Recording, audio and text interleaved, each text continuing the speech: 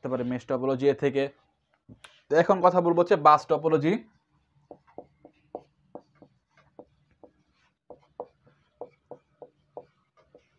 Bus topology হচ্ছে আমাদের 12 বাতারি topology, অর্থাৎ এখানে মাল্টি পয়েন্ট ইউজ করা হয়। একটা ব্যাকবোন থাকে, একটা হচ্ছে লং একটা ক্যাবেল থাকে। এগুলো হচ্ছে আমাদের ক্যাবেল এন্ড, এটা হচ্ছে ক্যাবেল এন্ড, এটা হচ্ছে আরেকটা ক্যাবেল এন্ড।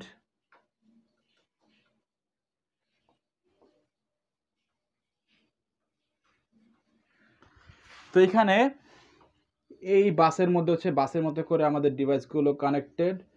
তো এখানে একটা ডিভাইস, এইখানে আরেকটা ডিভাইস, এইখানে আরেকটা ডিভাইস।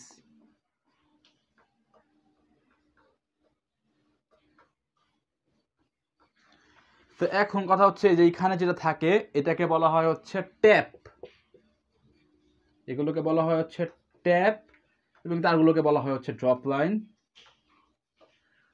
ট্যাপ না সরি ট্যাপ।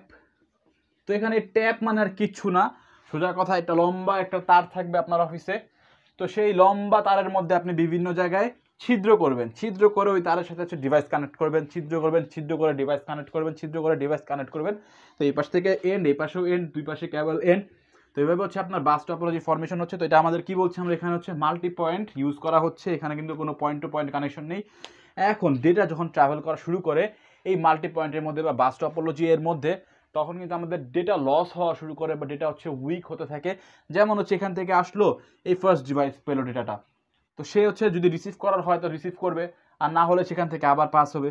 তো এখান থেকে ডেটা কিন্তু আস্তে আস্তে উইক হতে থাকে। এখানেও আসলো, যদি তার যদি রিসিভ করার দরকার পড়ে সে রিসিভ করবে, নাহলে করবে না, দেন এই ডিভাইস করবে।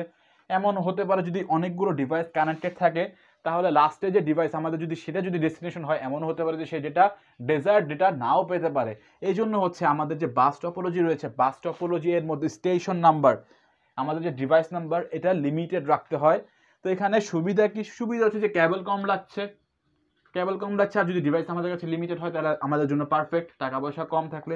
আর সিকিউরিটির কথা যদি বলি, সিকিউরিটি একটু একটু ব্রিচ হতে পারে যদি হচ্ছে এই যে ডিভাইসগুলো রয়েছে একটা ডিভাইসের উপর দিতে যাচ্ছে, সিকিউরিটিতে ব্যাঘাত ঘটলেও ঘটতে পারে। তো সিকিউরিটি কিন্তু তেমন কোনো গ্যারান্টি নেই, অর্থাৎ আপনার সিকিউরিটি যখন মেইন লক্ষ্য না, তখন আপনি বাস টপোলজি ইউজ করবেন।